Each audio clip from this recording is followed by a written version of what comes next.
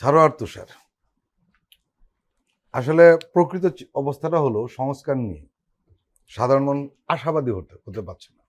বিশেষ করে যে প্রসঙ্গটা আমরা বলছিলাম যে আপনি দেখেছেন যে একটি দৈনিকে প্রকাশিত প্রতিবেদন থেকে আমরা জানতে পারছি যে মৌলিক সংস্কারের বিষয়ে বেশিরভাগ ক্ষেত্রে সংস্কার কমিশনগুলি দেওয়ার প্রস্তাবে একমত নয় বিএনপি। এবং আমরা দেখলাম যে সংস্কার কমিশন দেওয়ার প্রস্তাবগুলোর সঙ্গে এনসিপি মানে আপনারা এবং জামাত ইসলামের মিল বেশি, তারা অনেকগুলো বিষয়ে সাপোর্ট করেছে।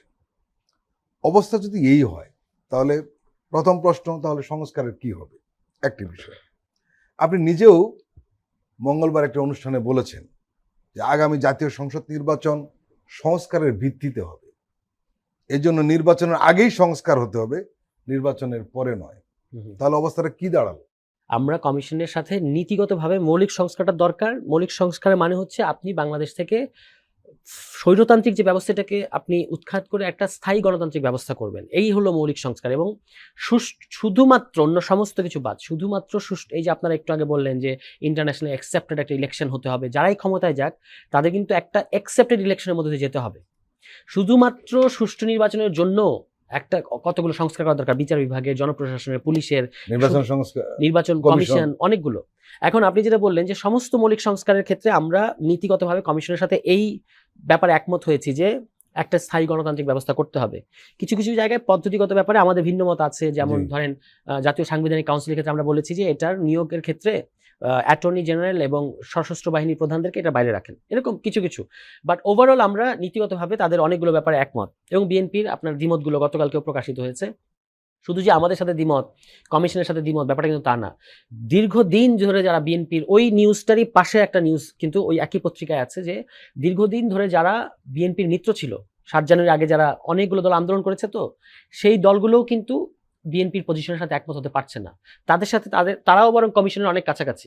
ঠিক আছে, আমরা কমিশনের সাথে অনেক কাছাকাছি থাকলে না হয়, এটা নিয়ে প্রশ্ন ওঠে, অনেকগুলো মানে অহেতুক কথাবার্তা বলা হয়। এই মিত্র দলগুলো, এবং এগুলো ভীষণ, এরা ছোট হলে আপনি তাদেরকে অবজ্ঞা করতে পারবেন না, তাদের বাংলাদেশের গণতান্ত্রিক সংগ্রামে ভীষণ গুরুত্বপূর্ণ ভূমিকা আছে। এই দলগুলো কমিশনের বেশিরভাগ প্রস্তাবের সাথে একমত। এবং তাদেরকে যখন জিজ্ঞেস করা হয়েছে যে বিএনপির সাথে আপনাদের এত দ্বিমত কেন, তারা বলেছে যে আমাদের তো একটা দলীয় অবস্থান থাকবে এবং আমরা তো আমাদের স্বাধীন অবস্থান থেকে কথা বলছি। তাহলে এই হচ্ছে পরিস্থিতি। এখন দেখেন, জাতীয় ঐক্যমত্য শুধুমাত্র যদি, তার মানে বোঝা যাচ্ছে যে বাংলাদেশের অধিকাংশ রাজনৈতিক দল, কমিশন, সরকার এবং জনগণ এক জায়গায় আছে। শুধুমাত্র যদি বিএনপির বাধার কারণে সংস্কারগুলো না হয় এবং মেজর সংস্কারগুলো না হয়, উপরি সংস্কার কথা বলে কিন্তু লাভ হবে না। মেজর যেগুলো ফান্ডামেন্টাল সংস্কার, যার মধ্য দিয়ে একটা রাষ্ট্র ফাংশনাল হয়, এটা যদি বিএনপি বাধা হয়ে দাঁড়ায়, তাহলে এটার সবচেয়ে বড় ভুক্তভোগী বিএনপি হবে। এবং এটা জনগণের কাছে বিএনপির যে ইমেজ তৈরি হচ্ছে, এটা কিন্তু খুব ভালো জিনিস না। মানে আপনি যদি বিএনপির পেজগুলোর, যেগুলো তাদের অফিসিয়াল পেজ, সেখানে যদি মানুষের মন্তব্যগুলো দেখেন, টকশোর ইয়েগুলো মানুষের মন্তব্যগুলো দেখেন, এবং আমি তো সরকারকে অনুরোধ করতে চাই যে এখন আপনি এটা সমাধান করবেন কিভাবে যদি এক জায়গায় না আসা যায়। আমরা তো কিছু জিনিস, আমরা ধরেন ঠিক আছে গণপরিষদ না, গণপরিষদ কাম পার্লামেন্ট, কিছু জায়গায় আমরা সরে আসলাম, বাট যেখানে ফান্ডামেন্টাল যে বিষয়গুলো, সেগুলোর ক্ষেত্রে যদি রাজনৈতিক দলগুলো এক জায়গায় না আসে, তখন আপনার পদ্ধতিটা হচ্ছে আপনাকে জনগণের কাছে যেতে হবে, জনগণকে বলতে হবে, ধরেন এই যে প্রধানমন্ত্রী মেয়াদের প্রশ্নে এটা প্রস্তাব, অমুকটার বিষয়ে এটা প্রস্তাব, জাতীয় সাংবিধানিক কাউন্সিল, ভোটের অনুপাতে উচ্চকক্ষ, ইত্যাদি ইত্যাদি। এই জিনিসগুলো আপনারা চান কি চান না? তো জনগণ যদি গণভোট দিয়ে বলে যে হ্যাঁ আমরা এগুলো চাই, তখনও কি বিএনপি বিরোধিতা করবে? বা তখন বিরোধিতা করলে বিএনপির পজিশনটা কোথায় থাকে? বিএনপি বারবার বলছে যে ইলেকশন হলে জনগণ আমাদেরকে ভোট দেবে। ভোট মানুষ হয়তো বিএনপিকেই দেবে, কিন্তু এটা প্রমাণ করে না যে এই জনগণ সংস্কার চায় না। সংস্কার মানুষ এখনই চায়, এবং সংস্কার পরের সরকার এসে করবে, নির্বাচিত সরকার হিসেবে। এটা সবচেয়ে বিশ্বাস করেন, এবং এটা পদ্ধতিগতভাবে ভুল। বারবার আমরা বলছি যে পদ্ধতিগতভাবে ভুল। এই যে একটু আগে আপনারা কথা বলেন 31 দফা, এই 31 দফার অনেকগুলো সমালোচনা আমরা আগেও করেছি, এই এনসিপি হওয়ার আগে।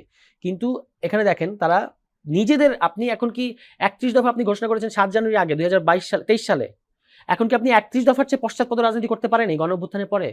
তাদের 7ম দফায় আছে এই যে নির্বাচন কমিশন সংস্কার যে আইনটা, এই যে 2022 সালের যে আইন, যেটা বিরোধিতা এখন আমরা করছি, তারা ওখানে 7 নম্বর দফায় স্পষ্ট হয়ে বলেছে যে আমরা এটার সংশোধন করব। তাদের 11 নম্বর দফায় আছে প্রশাসনিক সংস্কারের কথা, কত নম্বর দফায় যেন আছে সংবিধান সংস্কার কমিশনের কথা। এগুলো আপনারা বলেছেন, দুর্নীতি দমন কমিশন আপনারা সংস্কারের জন্য, ইত্যাদি ইত্যাদি অনেকগুলো কমিশন তারা করবে। এই কমিশনগুলো তো এখনই হচ্ছে, তাহলে আপনি এখন হলে এই কমিশনগুলো বাস্তবায়ন করতে দেবেন না কেন? মানে আপনি কেন এটাকে থামিয়ে রাখবেন এবং বলবেন যে আমরা ক্ষমতায় গিয়ে এগুলো করবো? আপনি ক্ষমতায় গিয়ে আপনার এজেন্ডার ভিত্তিতে অন্য কিছু করেন, কোনো অসুবিধা নেই।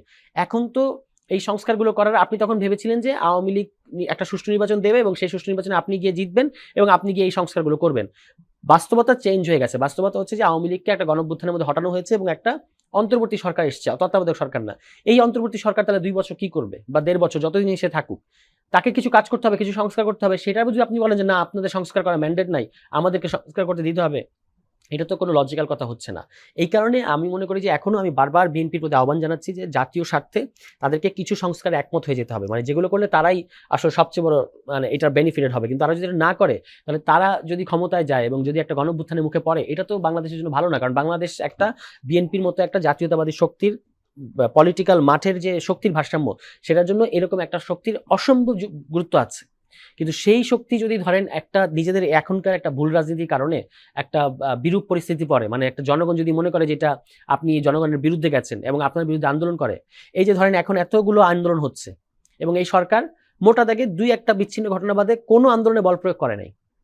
শুধু এনসিপি যমুনায় গেছে এবং কিছু হয় না তা তো না, বিএনপিও তো ঢাকা শহর 1 সপ্তাহ মানে প্রায় অবরুদ্ধ করে রাখলো, সরকার কোথাও বল প্রয়োগ করে নাই। এখন পেশাজীবীরা নেমেছে। এখন পরবর্তী নির্বাচিত সরকার আসলে এই দাবি দেওয়াগুলো কি আপনার মনে হয় যে এগুলো থেমে যাবে? এই দাবি দেওয়াগুলো থাকবে না? তাহলে এখন তো এই সরকারকে আপনার বরং আমি যদি ওই বিএনপি জায়গায় থাকতাম, আমি বলতাম যে ভাই আপনারা এগুলো করে দ্রুত নির্বাচন দেন, তাহলে আমার জন্য সুবিধা। এই যেগুলো করতে দিচ্ছে না, এটা ভুল রাজনীতি। এখন এটা থেকে বিএনপি কিভাবে বেরোবে, বিএনপির আশা করি যে নীতি নির্ধারকরা সেই সিদ্ধান্ত নেবে, কিন্তু না নিলে তাদের জন্যই আসলে এটা পরিণতিটা ভালো হবে না আর কি।